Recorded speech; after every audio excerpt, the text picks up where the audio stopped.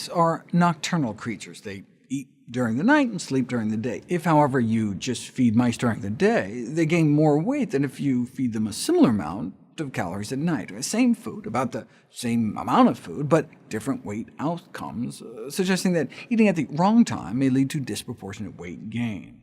In humans, that would presumably mean eating at night.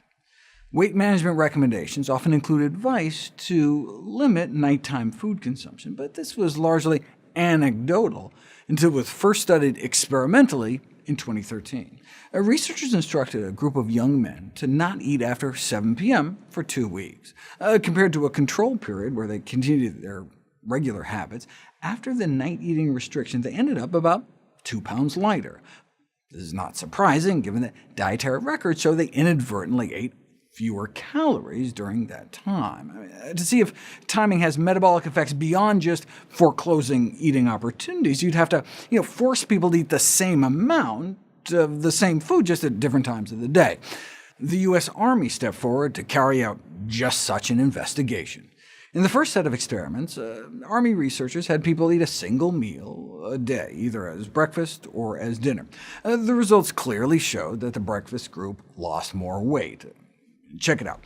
Have people eat only once a day at dinner, and their weight doesn't change much. Have them eat once a day at breakfast, and they lose about 2 pounds a week. Like in the night eating restriction study, this is to be expected, right? Given that people tend to be hungrier in the evening. Think about it. And if you went 9 hours without eating during the day, you'd be famished, right? But people go 9 hours overnight all the time, and don't wake up ravenous, right? There's a natural circadian rhythm to hunger that peaks about 8 p.m. and drops down to its lowest level at about 8 a.m. Right? That may be why breakfast typically is the smallest meal of the day. The circadian rhythm of our appetite isn't just behavioral, it's biological. It's not just that we're hungry in the evening because we've been running around all day. If you stayed up all night and slept throughout the day, you'd still be hungriest when you woke up that evening. To untangle the factors, scientists use what's called forced desynchrony protocols, where they lock people up in a room without windows and a kind of constant, unchanging dim light, and make people sleep in staggered 20-hour cycles to totally scramble them up. Right? That goes on for a week, so the study subjects end up eating and sleeping at different times throughout all phases of the day. Right? Then you can see if cyclical phenomena are truly based on internal clocks, or just a consequence of what you happen to be doing at the time.